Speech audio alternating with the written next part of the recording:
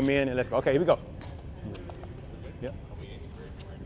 I'm watching you. I'm just watching. Say what? No, I want you to go, whatever she was asking you to do, let's go do it. We're going to do it for like 1 minute. The same thing. Yeah. Oh, she was at the end of it. Okay, so you already closed. So you already closed and you already did the drill. Okay. Okay.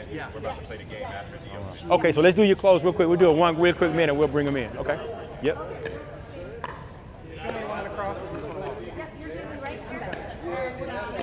Where are you from, Becca? I'm Indianapolis now. It's a new thing. I just moved there. So. Well, then you wouldn't mind moving here. Sure. You're gonna have to talk that guy into it though. Oh, you related to him? We're dating. Or they? I'm just going to kill him right now.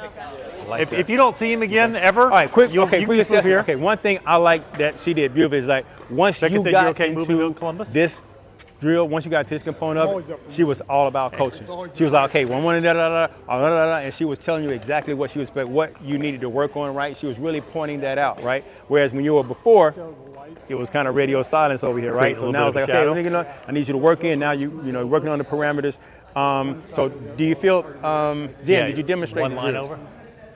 Good call. Okay. And you went through it and everything? Perfect. Did you feel like it was individualized? I mean, we talked about that like with your lesson. You felt individualized? Everybody had something a little bit different to work with, right? Well, I was into that. That was exactly what we were going to do. We were going to play the game. It was going to be the three of them because we have an odd number. I got you. I couldn't play in. Individualized in.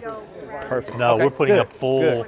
Good. And you all 4-foot understood the fence objection. She was very around good with everyone. explaining Individual exactly what she was entrance, expecting 4-foot to do. fence around every single one. Coach, that's a good job. I know there's the first and then it gets Yeah, second, went to the third. the Yeah, whole when the ball third, it going gets back and better forth and better. thing. You know, good job. I mean, Yep, good job. Okay, we can get the cones and the balls up. We'll regroup in the We could middle. have got 4 more courts in here, but they would have been this close. All right, guys, we'll bring it in. Tony, I'm going to start we you want over when every court I'm going to to be start full you on size, when we get to be able to do an transitions. I'm going to start with ATP, your not coaching part. as many balls as we in there real can from quick. going side to side. You can still All have right, we'll some, bring it but, in real quick. You know, And we'll bring it in real quick. So, so I know with a couple of the groups we kind of got we did 2, and a couple of got into the third one, and I kind of stopped there. We'll get the other 2 coaching parts on the transition, but I kind of wanted to pause there just for a bit. It's always tough being the first one, I tell you, but I can kind of see where it starts to clean up and where you kind of start picking up on the particulars. You got to go through this a couple times to get used to it. So that's a really good job. And what I'm seeing a lot more now is the feedback, right? It's the asking of the feedback, right? And that positive reinforcement, and then coming behind that with, hey, these are some things that we're going to kind of work on and pick up on from there. So let's say that was our open observation. We went through that part. We brought them back in. We closed it out. We gave them those parameters. We gave the positive feedback and reinforcement, right? We kind of opened that back. So now, where are we in terms of that hourglass? Going into the funneling out into the open play. Okay. So we're now, and so we want to focus. So at the bottom, and we think about that open game development at the bottom part of that hourglass, right? Putting it into practice. Putting it in practice, exactly. Give them a game situation. Now we're just being able to evaluate. So let's say we've been out. That was the close part that you kind of walked through that middle part all yourselves, right? That was very, very interactive. We brought that in, and now we brought everybody back in. What we want to do is put our students in a game type situation. We won't do this, but we'll just kind of talk through it because of time. Normally in a situation like this, what I would do is this is just example. You could say, okay, we're working on non-volley zone today, but I need to put you in a game situation. I may say, let's go out and let's just play a game.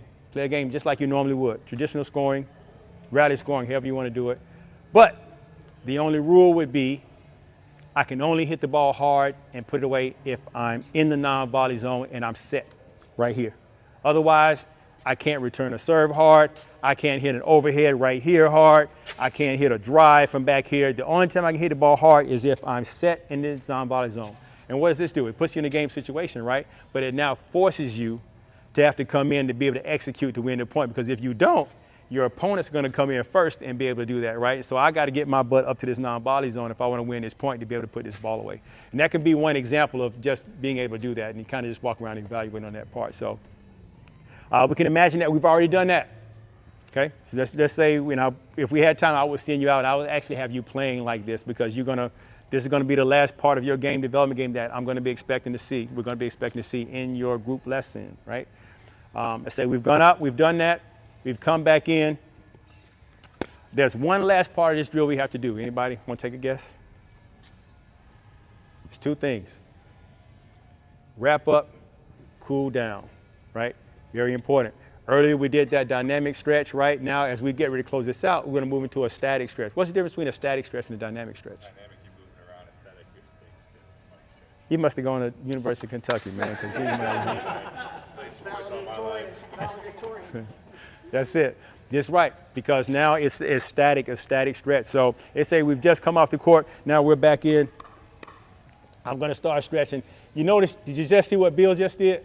And that was not scripted, right? Even what Becca just did as well, and Jan. When I got down, I didn't even have to say it. I started doing this. They already, even Nick in the back was already, they started mimicking what I was doing, and that's what you want, right? Without even saying it, you're already taking them through that static stretch. Hey, we worked on something very good things today, right? And as we're all stretching, 3 components we need to walk through in this cool down.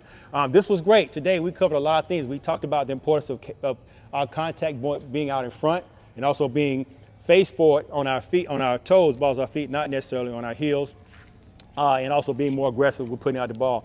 But let me just ask you, does anybody else have any feedback or comments that you have for today? That's the second piece, very important. Ask for the feedback. What did you learn today?